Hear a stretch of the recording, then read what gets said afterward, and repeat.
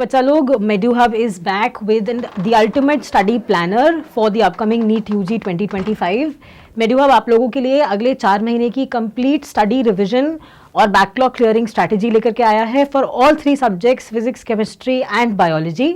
आइए बात शुरू करते हैं कि केमिस्ट्री का आपका मास्टर प्लान क्या रहना चाहिए फॉर द नेक्स्ट 4 मंथ्स, जिससे कि आपका नीट यूजी एकदम बढ़िया से निकल जाए। फिर चाहे आपका बोर्ड प्रेप हो, चाहे आपका बैकलॉग हो, चाहे आपको अपनी रैंक बूस्ट करनी हो, अगर आप इन कुछ दिए हुए टिप्स और ट्रिक्स को फॉलो कर लेते हैं, अपने स्टडी प्लान में इंक्लूड कर लेते हैं, तो आपको बढ़िया नीट स्कोर करने से कोई भी नहीं रोकेगा।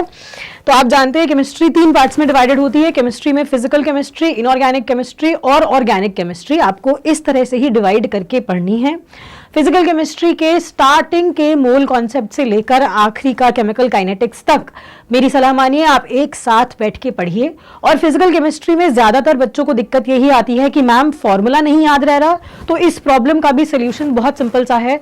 जब आप फिजिकल केमिस्ट्री पढ़ेंगे तो आपको हर एक चैप्टर का पैरेलली क्या बना के चलना है, फॉर्मूला शीट बना के चलनी है। कोशिश करिए फिजिकल केमिस्ट्री को आप 20 से 25 दिन का टारगेट ले करके सभी चैप्टर्स को थरली रिवाइज कर दीजिए। तो अगर मैं आपके स्टडी प्लान को डेज में डिवाइड कर दूं तो आपके पास 20 से 25 दिन होने चाहिए सारे के सारे फिजिकल केमिस्ट्री के 11th क्लास से लेकर 12th क्लास तक के टॉपिक्स को कंप्लीट करने का।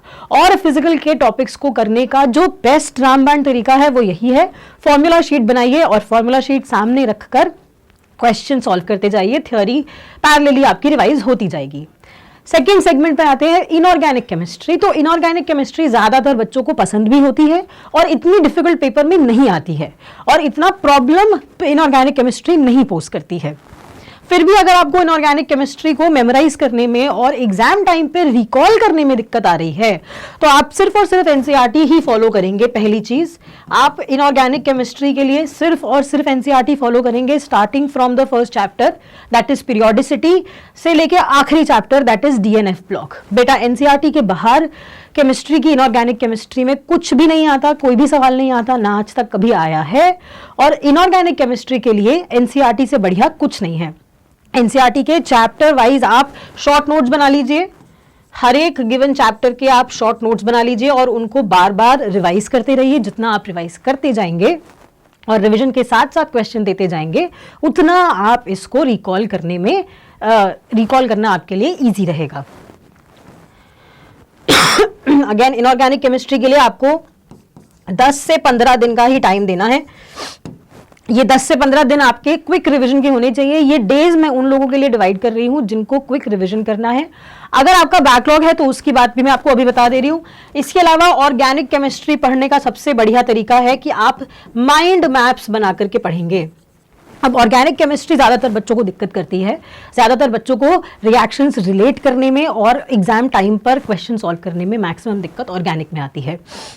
तो उसका एक ही तरीका है, जीओसी से लेकर बायोमोलिक्यूल्स तक सारी ऑर्गेनिक केमिस्ट्री एक साथ खत्म करिए, एक साथ पढ़िए, जिससे कि एक वो फ्लो बना रहेगा।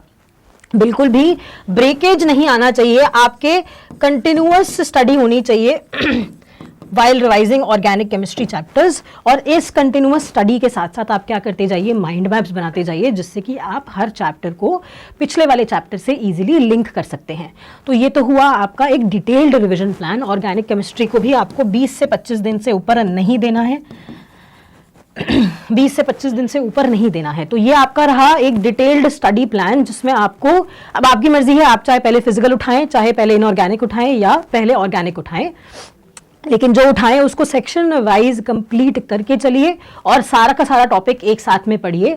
एक और गलती बच्चे क्या करते हैं कि गिवन चैप्टर्स में से सिलेक्टेड टॉपिक्स पढ़ जाते हैं, लेकिन बाकी टॉपिक्स जो उनको डिफिकल्ट लगते हैं या जो उनके बैकलॉग में होते हैं तो उनको वो छोड़ जाते हैं। ये वाली गलती बिल्कुल मत करिए। अगर आप कर रहे हैं तो पूरा 100% चैप्टर करिए, या अगर आप छोड़ रहे हैं तो पूरा 100% चैप्टर छोड़ दीजिए। सिलेक्टिवली टॉपिक्स उसमें से मत चेरी पिक करिएगा। तीसरी बात, सारे ही चैप्टर्स का आपको क्या ध्यान रखना है, प्रीवियस ईयर क्वेश्चंस आपको साथ में लेके बैठने हैं और प्रीवियस ईयर क्वेश्चंस आपको टाइम फॉर्म में लगाने हैं। एक और बात ध्यान रखिए, while attempting the previous year questions, while attempting the PYQs, आपको किस किस बात का ध्यान रखना है। एक तो आपकी प्रैक्टिस टाइम्ड होनी चाहिए, क्योंकि हम जानते हैं पेपर 3 घंटे का आएगा, और दूसरा, आपको पेपर पीवाईक्यू सॉल्व करने के बाद एरर एनालिसिस करना आना चाहिए। आप हर एक पेपर का, हर एक सवाल का, हर एक सेक्शन का एरर एनालिसिस करे बिना आगे मत बढ़िए। तो पीवाईक्यू करने के दो ही तरीके हैं। सबसे पहले, make sure your practice is timed, and secondly, make sure you are doing error analysis after that. इसके अलावा अगर मैं केमिस्ट्री के बैकलॉग को अब अगर आपको बताऊं कि अगर आपका बैकलॉग है तो आप उसे कैसे एड्रेस कर सकते हैं, तो बैकलॉग अगर आप लोगों का अभी भी क्रिएटेड है तो एम करिए कि सबसे पहले अपने बैकलॉग को फिनिश करिए। और बैकलॉग आप कैसे अटेम्प्ट करेंगे बेटा? सबसे पहले तो जो हाई वेटेज टॉपिक्स हैं उनको अलग कर लीजिए। सबसे पहले जो भी आपके हाई वेटेज टॉपिक्स हैं उनको अलग कर लीजिए और उनको बिठा के सबसे पहले निपटा दीजिए। और कोशिश करिए कि ये बैकलॉग आपका जनवरी एंड तक खत्म हो जाए। जनवरी एंड के बाद अब टॉपिक्स को आप मत उठाइएगा, आप सिर्फ उन टॉपिक्स को उठाइएगा जिनमें प्रीवियसली क्वेश्चंस पूछे गए हैं और क्वेश्चन पॉइंट ऑफ व्यू से वो इंपॉर्टेंट हैं। तीसरी बात, अगर मैं बताऊं कि आपका अब लास्ट मिनट रिवीजन प्लान अगर चल रहा है, अगर आप थ्योरी कंप्लीट कर चुके हैं, पीवाईक्यूज आप सॉल्व कर रहे हैं, तो अब आपका रिवीजन प्लान क्या होगा? तो आपके रिवीजन प्लान में एक बहुत इंपॉर्टेंट कंपोनेंट आ जाएगा, that is test series. Test series आपको टाइम देनी करनी शुरू करनी है। टेस्ट सीरीज आपको कम से कम डेली का एक टेस्ट तो आपको देना ही है इस समय पे, और हर टेस्ट के बाद में आपको एरर एनालिसिस साथ के साथ करते चलना है। इन सारी बातों को अगर आप अपने स्टडी प्लान में, अपने रिवीजन प्लान में इनकॉर्पोरेट करेंगे तो आपके केमिस्ट्री के 45 में से मैं आपको बता सकती हूँ मैक्सिमम क्वेश्चंस आपके ठीक होंगे और बढ़िया आपकी रैंक निकल के आ सकती है। Please do not forget to see the remaining parts for physics as well as biology study plan for the upcoming NEET UG 2025। Thank you.